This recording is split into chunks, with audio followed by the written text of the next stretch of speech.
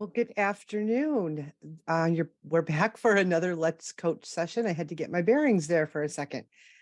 So glad to be here. Let me just move my camera just a little bit. There we go. Okay.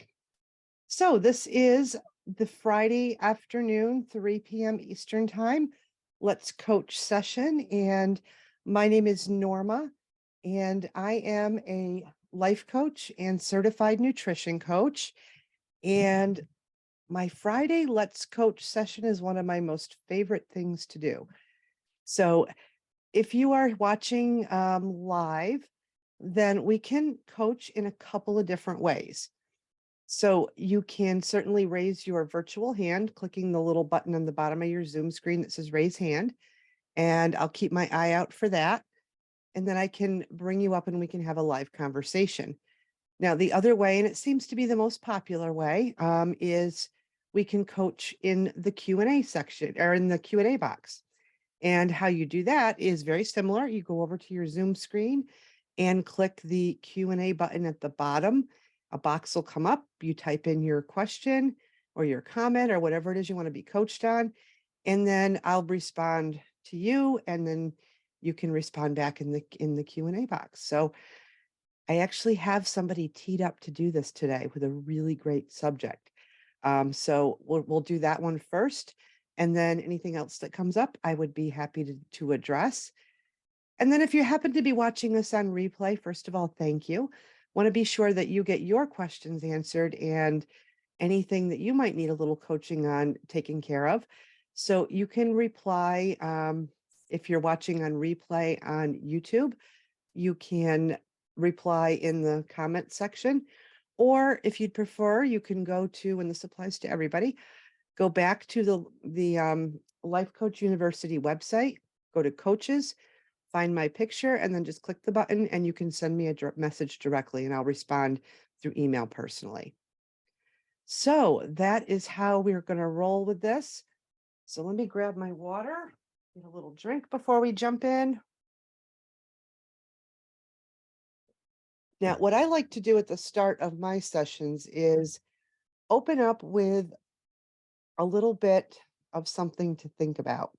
And oftentimes this sparks the conversation. So think of it that way. Now, I don't know if I can't remember if I mentioned this, but like I said, my name is Norma Frahn, and I'm a life coach and integrative nutrition coach. And I primarily coach people on weight loss, but a very kind of holistic approach to weight loss, one that has less to do with the food that you put on your plate and more to do about your thinking, about how you think about weight loss, yourself, your self-image, your self-worth. We go deep on the inside because I truly believe that weight loss can't be created in a sustainable, lasting way if we're only focusing on the food and the exercise like we've all been trained to do.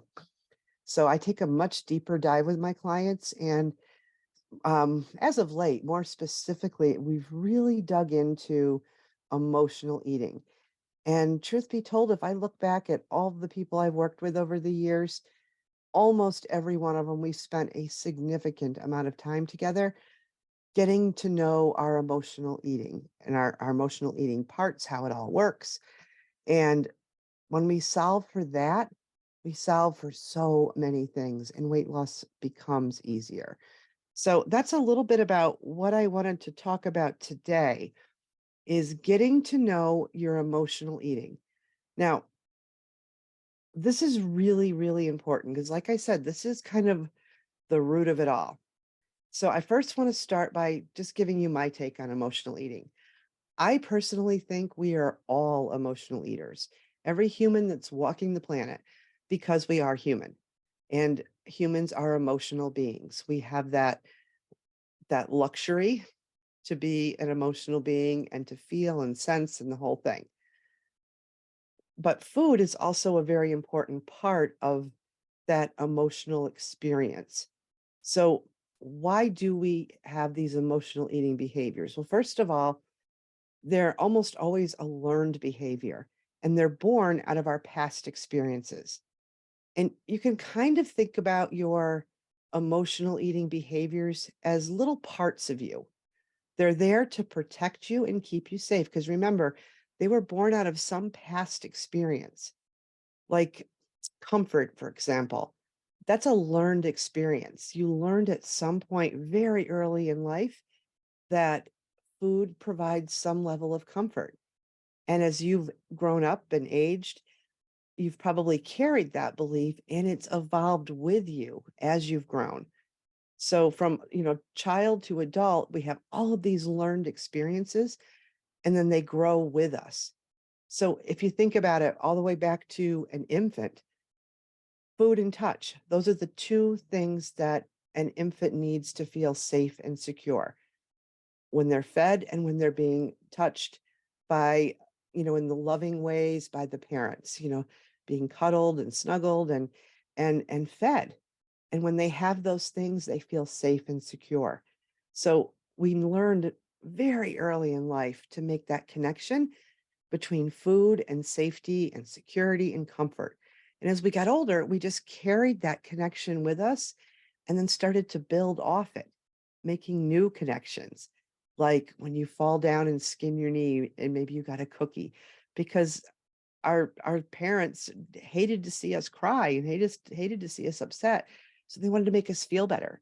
They weren't trying to make emotional eaters out of us with that cookie. They just wanted us to feel better. So we learn that food is comforting and sometimes rewarding. Like when you get a little bit older and you get like a fantastic report card and the whole family goes out for ice cream sundaes. That was my house. So food became a reward. And that was kind of how my or one of my emotional eating parts evolved over time. It kind of grew up with me. So my point of all of this is that emotional eating is normal. It's part of who we are. And it's a part of us that we can't willpower away. That's the problem with diets. We try to operate on so much willpower and we push away the food. And when we do that, we're also pushing away the emotion and not getting any relief from those emotions that that we're carrying around. And the other thing that happens when we have these emotional eating parts or behaviors, when they're left unattended, can become very extreme. Like, for instance, I have an emotional eating part of me that's very much, I kind of named it my food manager. And my food manager is just a part that wants to keep me safe and protect me from overeating because of a fear that I have of judgment. It's something that's developed very young in life and it's come with me through my adulthood. And I know how to work with it now so I can deal with it. But that food manager is very inflexible and very rigid and wants me to diet and I'll do all the restrictive things. If I don't pay attention to what that food manager's saying and just let it run wild, I can become very obsessive with dieting and my food. And I know that about myself now. I've learned how to work with it instead of against it.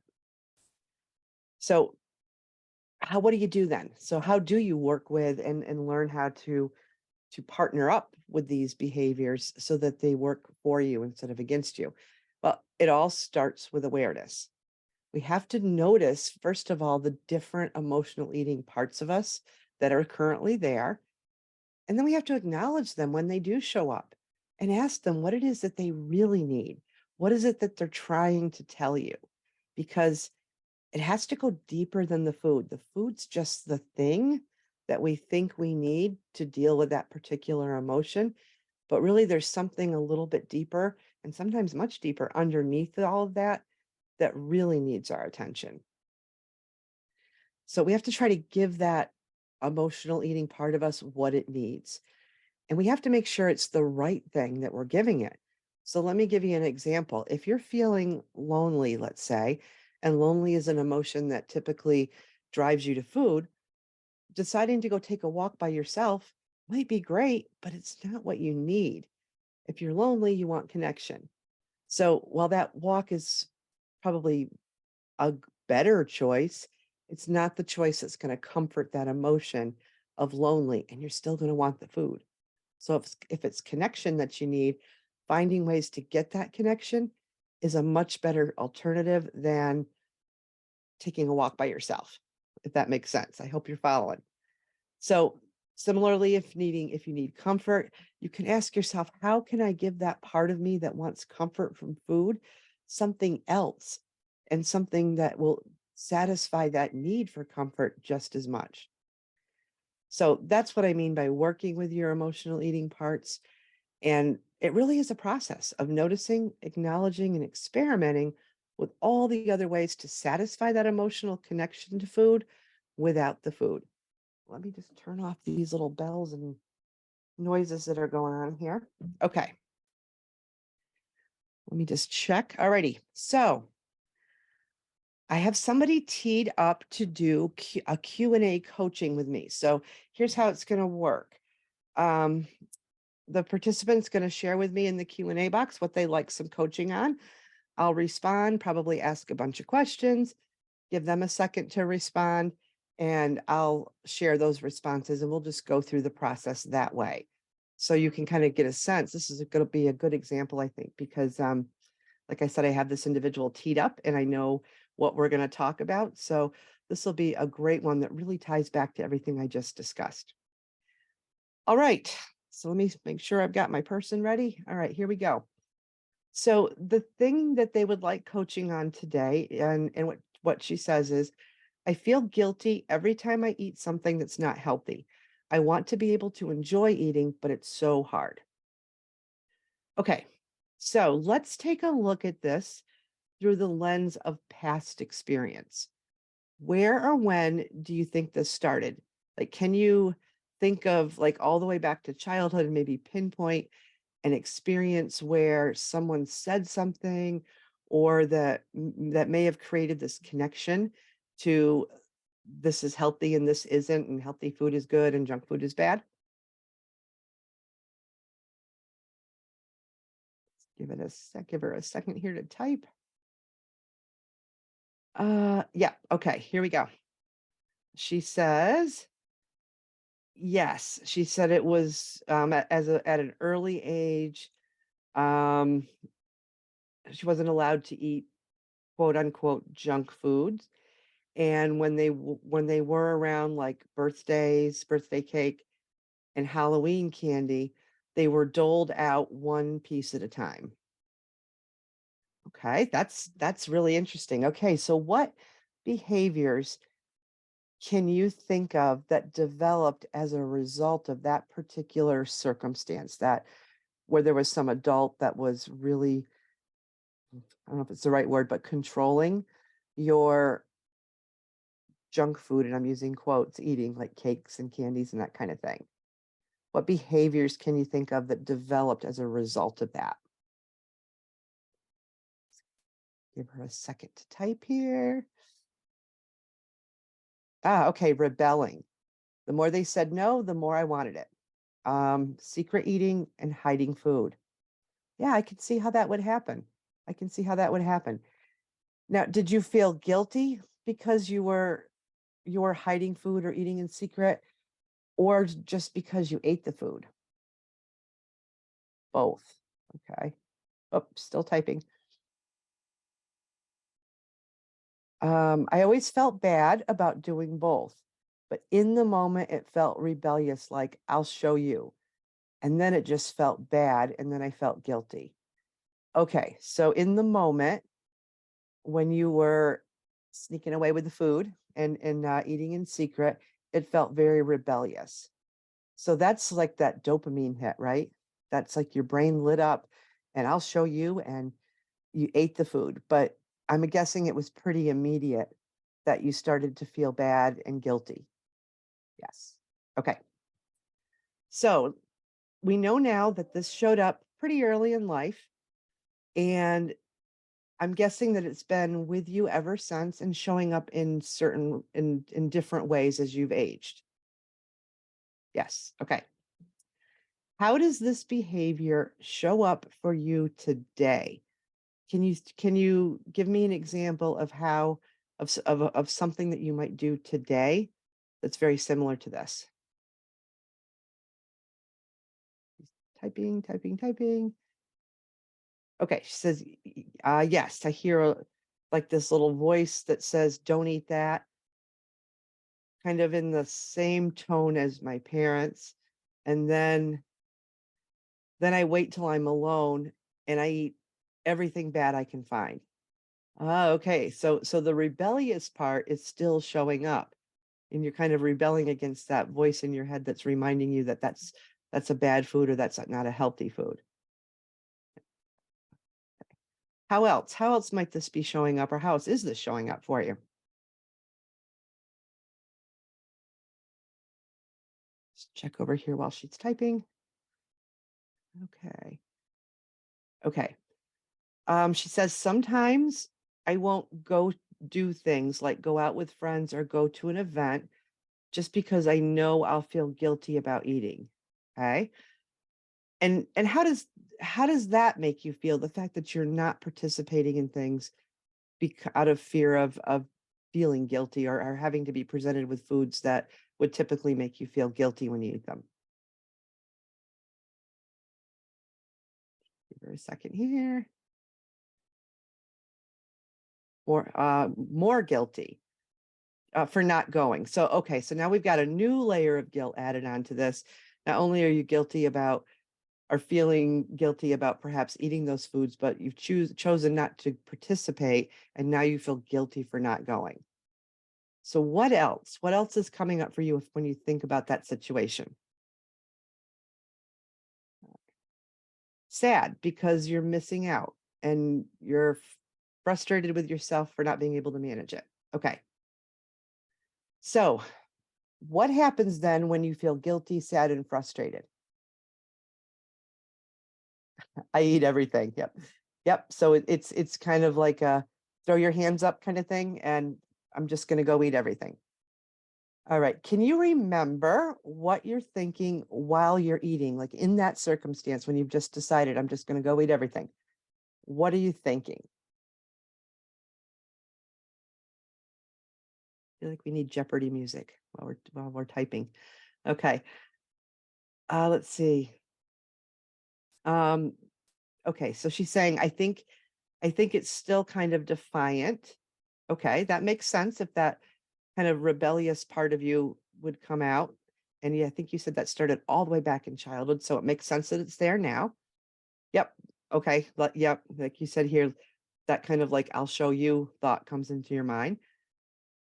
And then you feel sorry for yourself and tell yourself to just go enjoy it because you're missing out on all the good stuff with your friends and everyone else is having a good time. So you feel sorry for yourself and that gets you into that eating cycle too. Okay, got it. All right, so here's what I would offer. Do you see the pattern that this particular emotional eating part of you has created and kind of how it's evolved over time? So it started with being told that there are certain foods that are either good or bad or healthy or unhealthy, and that it's a bad thing to eat those foods. And then it gets amplified when those things, when you get a little bit older into childhood and those things are kind of doled out, kind of like they became like the sacred reward or something like that. So when you had the chance to eat them in secret, you'd feel guilty about it because it was a little bit of a rebellion. And now as an adult, you feel like you can only eat the unhealthy foods secretly, and you're even isolating yourself to avoid the possibility of feeling guilty. And then what happens when that feeling of guilt becomes too much to handle? You end up eating probably way more than you would have, by the way, had you gone out with your friends and family because you feel guilty about not participating. So it's grown and it's spread over time, just like I was saying in the beginning, it's kind of evolved with you and created this deeper belief that when you eat these things, you're bad. So the secret eating is kind of a form of rebellion. For a split second, you can take control. That I'll show you stuff comes up. And the thing that keeps you safe, or at least it's trying to keep you safe, that was its initial job, is eating. And even if it's only for a few seconds, your brain knows that. So when you rebel, then you eat to feel better, and then you feel guilty. So it's this vicious circle. So do you see how this has kind of grown and evolved and then kind of shaped into a pattern of behavior? Yes. Okay. How would you like this to play out differently? Let's check over here. Okay.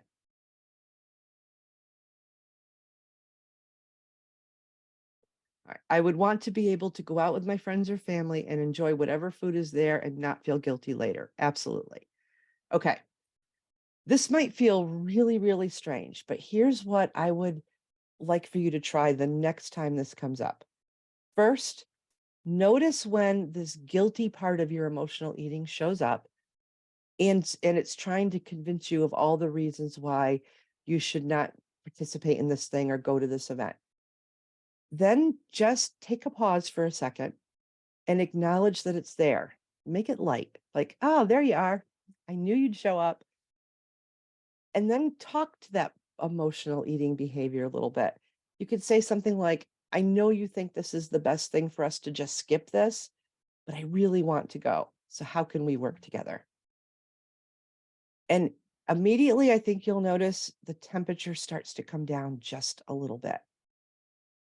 And then you can kind of negotiate with that little emotional eating part of you. Maybe say, I really want to go to this party or this event. And when it's time for dessert or anything that comes up that I typically would think of as bad, I promise I'm not going to overeat if you promise not to berate me and make me feel guilty. And it's kind of like having this little conversation with yourself, kind of making a deal, making a pact before you go into a situation that you've typically always handled one certain way. You're kind of deciding up front that we're going to try this a little bit differently. So the next thing then that you do is once you've kind of come up with this agreement with yourself, this is working with that emotional eating part of you, you then just go do it. You put it into action, as uncomfortable as it might be. And if you start to feel that guilt coming up, and you probably will, it doesn't just magically go away. Remind yourself, remind that emotional eating part of you that, hey, wait a minute, we had an agreement and I intend to honor it. So I'm going to keep doing this. I'm going to eat this food.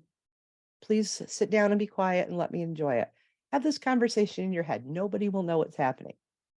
So that's acknowledging the intention of that part. You're just letting that part know that, hey, I know you're there. I know what you're trying to do. You're not trying to be mean. You're just trying to protect me. But I got this. I can handle it. So do you trust me? And it'll start to quiet down that chatter or that feeling, the chatter that creates the guilt. So how does that feel? I think I can do that. Awesome. Okay. So here's the last thing I would offer to you on this situation.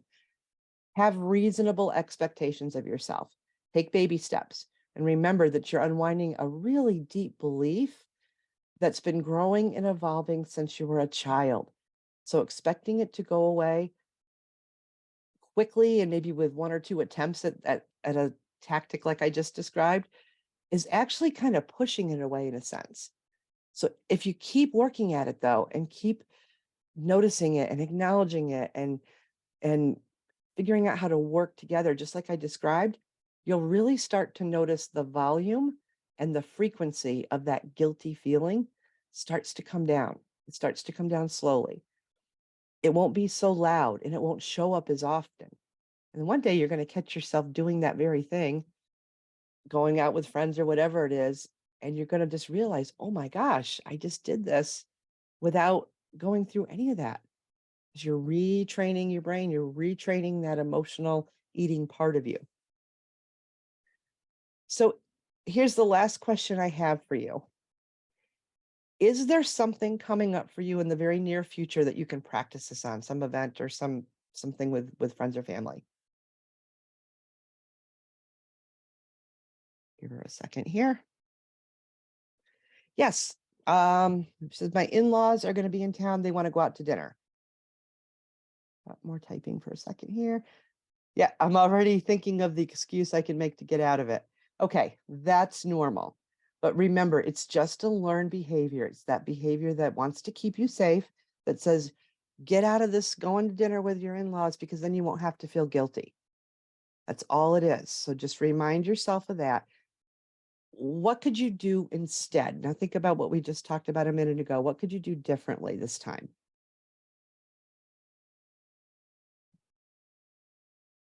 Give her a second here. I could get in front of it and pick the restaurant, what I'm familiar with, and make the reservation. Fantastic. Oh, I love how you said get in front of it. You're anticipating what your usual actions might be, and you're making a different plan ahead of time. All right. Anything else? What else can you do? I can decide what I'll order ahead of time. Great. What else? You're on a roll. We're going to keep going for another second. Will you order what you want, even if it might be something that you usually think of as unhealthy? Maybe, but it makes me feel guilty thinking about it, kind of anxious. Okay, that's actually a good thing. Now you can work with that ahead of time. The feeling of guilt and a little bit anxious already came up for you just thinking about it. So now you can start to acknowledge that part of your emotional eating is showing up, and start to put it at ease now, way before the event actually happens.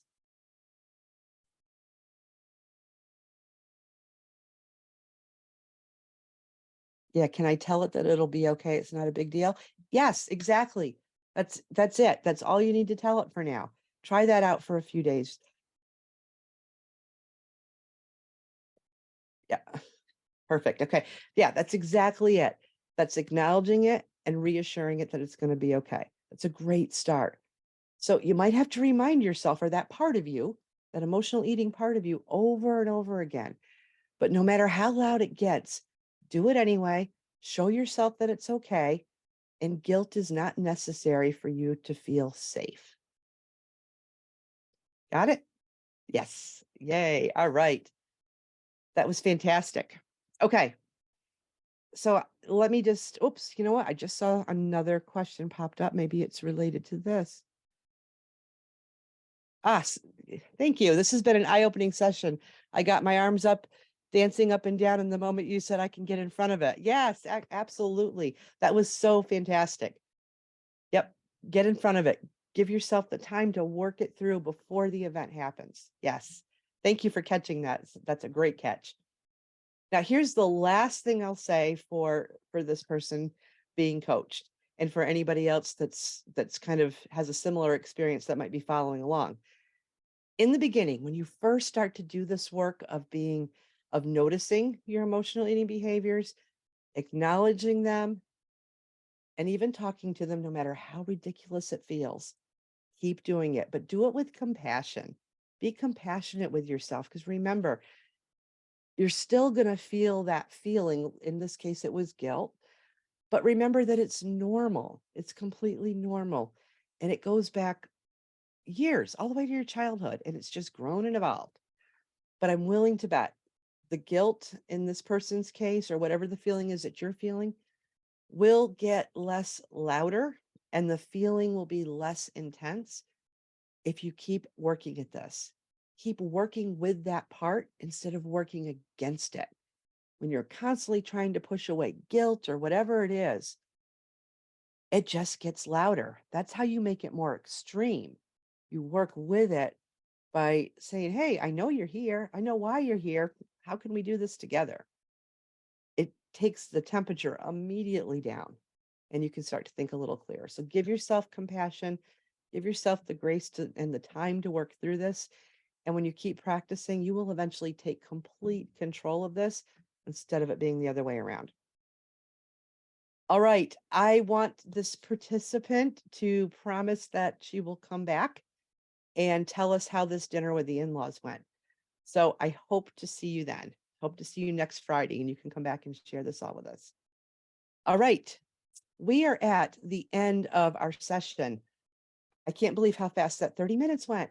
So I invite you to come back next Friday at 3 o'clock for another Let's Coach session. And like I said, maybe we'll get an update from today's participant, and we'll keep digging into this stuff, because I really think there's so much to be learned, even if you're listening listening live or listening on a replay. I think you can see so much of yourself in almost every one of these conversations. All right. Go on out and have a beautiful weekend, and I'll see you all next week. Bye bye.